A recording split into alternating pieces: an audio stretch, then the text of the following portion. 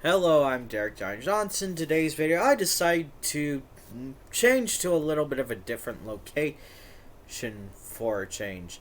Today's video, I'm just going to be going over what my personal criteria are for a cult.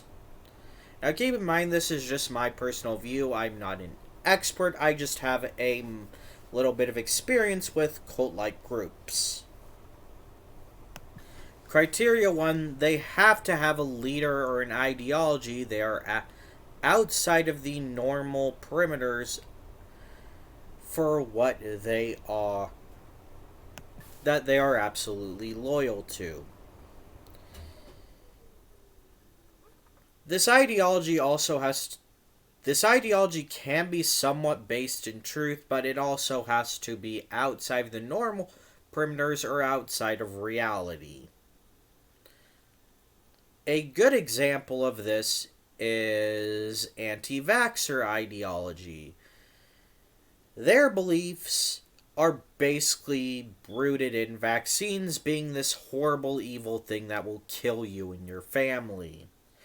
Tankies, while their beliefs that the US causes problems in other countries is real, they also are outside of the normal perimeters in that, they believe that North Korea and CC China are like these perfect egalitarian paradises that all the problems would be solved if there was no America to fuck with them.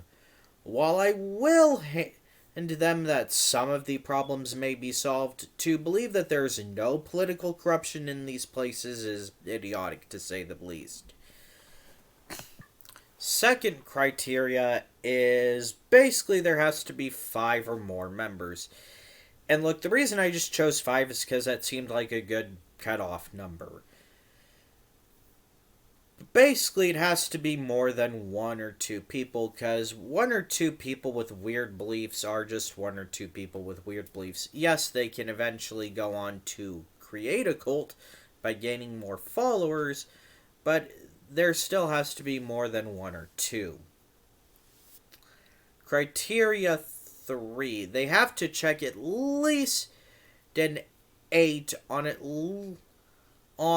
2 or more marks of the BITE model. The reason for this is, again, the BITE model is what we've used to decide what a dangerous or toxic cult is for years, and it feels like a good criteria.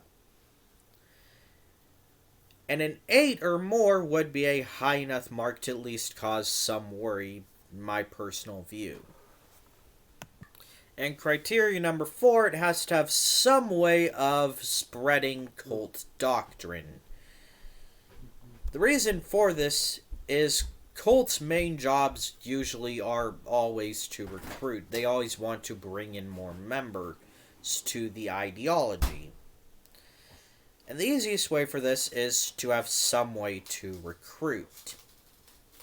Plus, every single member of these extremist or cult groups will have arguments they repeat ad nauseam, or dog whistles, or little phrases to keep themselves within the ideology, or to block out any form of criticism of the ideology.